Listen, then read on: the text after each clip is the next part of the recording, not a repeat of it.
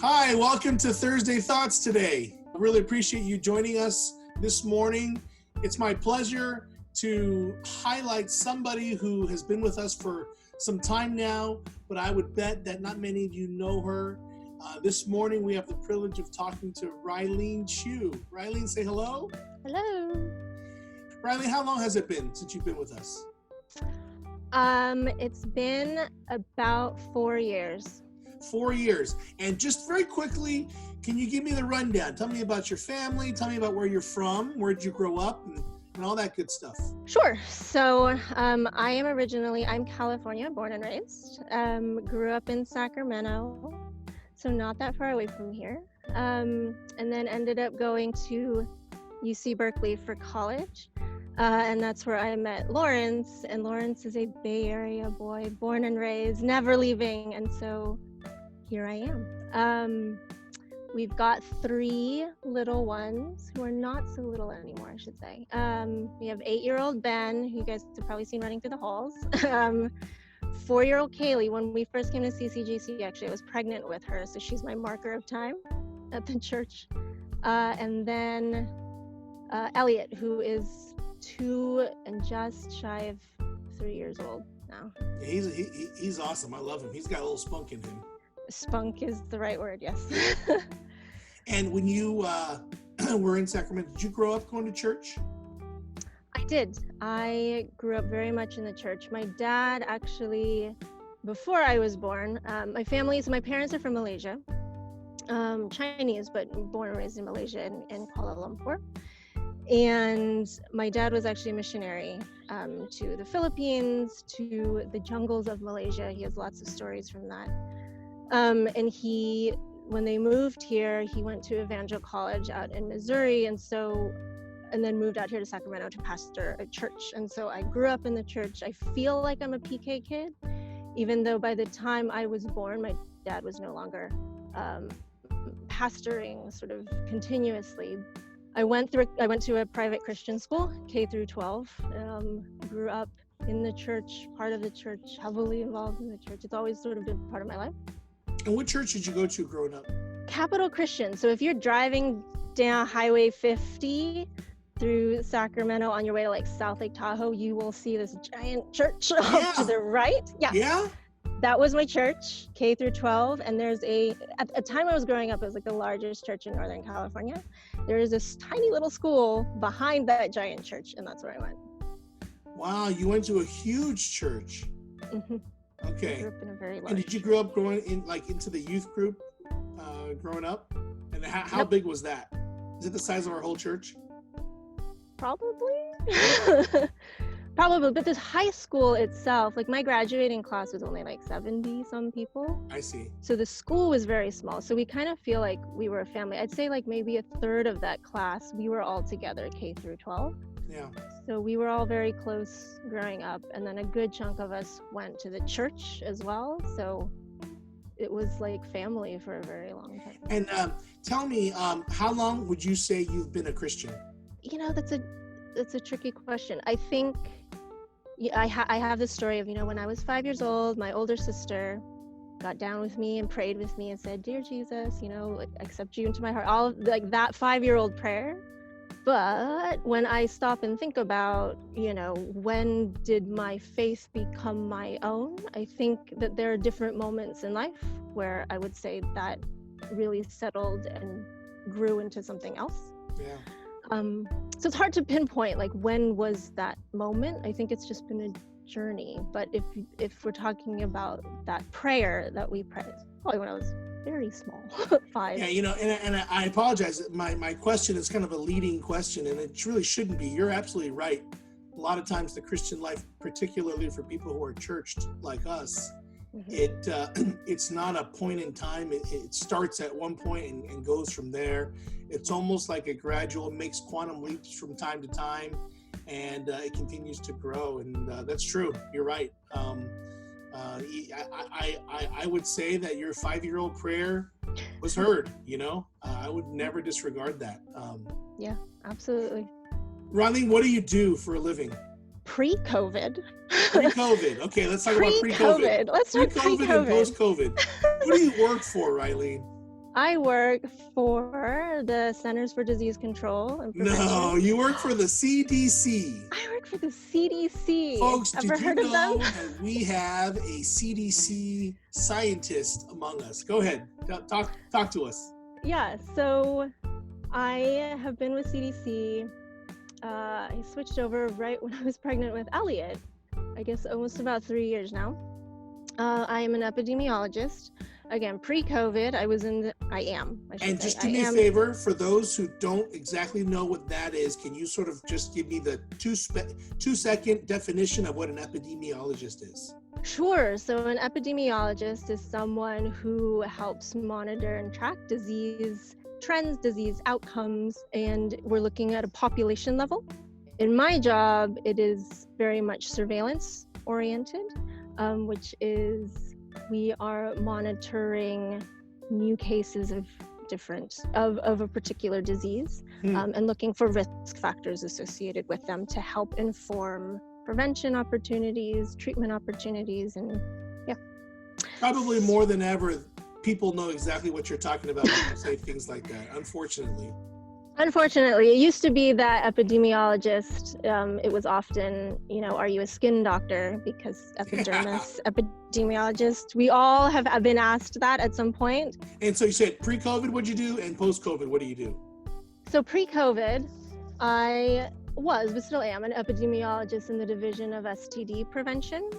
So my bread and butter is syphilis and HIV. It's a very fun dinner topic. I love to talk about these things if anybody wants to talk about it with me. And I am a field epidemiologist stationed in the San Francisco Department of Public Health. Before that, I was actually at the California Department of Public Health for a little over 10 years, working in the STD control branch, again with syphilis and HIV. Did my dissertation while I was out there, did it through them. My dissertation was actually on contact tracing, which I think a lot of people have heard of now. Wow. So that was pre-COVID. Once COVID started, which for me, like the beginning of all things is March, when the Grand Princess ship docked in Oakland. That was the day that I was deployed for the COVID response. Since then, it is COVID 24 hours a day, 7 days a week, it feels. All of the EPIs that you can imagine have been deployed to this response now, in part to help with the triage and the monitoring and the data and statistics around testing, around hospitalizations, around new cases, monitoring trends, monitoring risk groups, managing outbreaks in different settings. That's a lot of what I'm doing, is managing the data around those with the San Francisco Department of Public Health. And it is a non-stop train of go, go, go.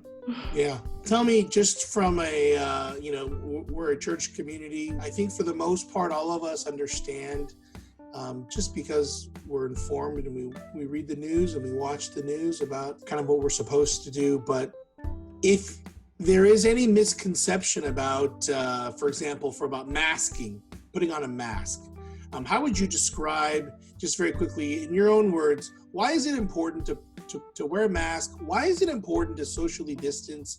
Why is it important to be careful right now? Sure. So I know that it can be a lot of information coming quickly. I think one of the things I would emphasize is that this is a new disease for a lot of us. So information, as we're learning it, as we're gathering the data, recommendations can change as we learn more. And so sometimes I think as the information comes out, they can change, and that becomes confusing for people. I would say around mask wearing, it is extremely important to wear a mask. If you wear a mask, you can save a life, because mask wearing is in large part to protect the people around you. A high enough proportion of people who are infected with COVID are not going to show symptoms. They're going to be asymptomatic. They're never going to feel sick, but even in that state, they can transmit infection to someone else who is within 6 feet of them. It is transmitted through respiratory droplets. If you sneeze, if you cough, in a similar way to flu or any other respiratory infection. If you're within reach of a sneeze and cough, and droplets can travel far enough, 6 feet away, for it to happen, that even if you are not feeling sick, you can get someone else sick. And some people who are near to you may catch it and be like you and be fine and not feel any symptoms and go on their way, not realizing what happened. Some people may not be fine. And so we say that if you wear a mask, you are protecting the people around you. You can literally save a life. Okay, thank you. I think we want to make sure, especially because of the nature of what you do, of what your life looks like right now, that, as a community, we're trying to participate with you as much as we can. And, I think for the most part, the people who are listening to this Thursday Thoughts, they're going to be relatively healthy people. And yet we're not always avoiding people who are at higher risk. There are grandmas and grandpas and parents and uncles and aunts. And all right, you know what? I'm going to turn a corner right now, Rilene, because that is a very sad topic and it's important, but not very fun. What do you like to do for fun? What do I like? I'm going to give you a scenario, Rilene, Oh. okay? Money is not an object. Money is not an issue. Time is not an issue. And your children are with your parents or in-laws for the weekend, okay? Uh-huh. Money is not an issue. Time is not an issue. And your kids are having a great time with grandma and grandpa. Tell me what you and Lawrence are doing for the weekend. What's that look like? Or maybe for a day, not a weekend. Just a day, a whole Saturday. What are we doing? Honestly, I think that the answer would probably be the same if it were 2 weeks or if it were a day. Okay. Is that Lawrence would probably be on the computer right now buying plane tickets to fly to Disney World. You're a Disney people. Absolutely certain. We are Disney people. I will say I'm sort of a complimentary Disney person. Lawrence is full on Disney, Comic-Con, all of that fun stuff. And I am along for the ride, but is he a I dress up kind of guy?